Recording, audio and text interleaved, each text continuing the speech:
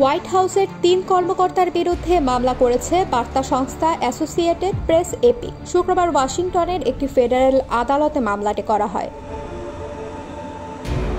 যুক্তরাষ্ট্রের president Donald ট্রাম্পের কিছু অনুষ্ঠানে যোগ দেওয়ার ক্ষেত্রে বাধা পাওয়ার পর এমন পদক্ষেপ নিল সংবাদ সংস্থাটি। এপির মামলায় বলা হয়েছে, মার্কিন প্রেসিডেন্টের অনুষ্ঠানে অংশ নেওয়ার ক্ষেত্রে বাধা দেওয়ার মাধ্যমে যুক্তরাষ্ট্রের সংবিধানের প্রথম সংশোধনী লঙ্ঘন করা হয়েছে। দেশটির সংবিধানের প্রথম সংশোধনীতে মত প্রকাশের স্বাধীনতার নিশ্চয়তা দেওয়া হয়েছে। প্রেসিডেন্ট হিসেবে ক্ষমতায় বসার পর মেক্সিকো উপসাগরের নাম পরিবর্তন করে আমেরিকা উপসাগর রাখার জন্য একটি নির্বাহী আদেশে সই করেন ট্রাম্প। ওই আদেশ অনুসরণ করতে অস্বীকৃতি জানায় এপি। এরপর 10 দিন আগে থেকে তাদের সাংবাদিকদের হোয়াইট হাউসে প্রবেশ করতে দেওয়া হচ্ছে না। এমনকি মার্কিন প্রেসিডেন্টকে বহনকারী উড়োজাহাজ এয়ারফোর্স ওয়ানেও প্রবেশের অনুমতি দেওয়া হচ্ছে না এপির প্রতিবেদকদের।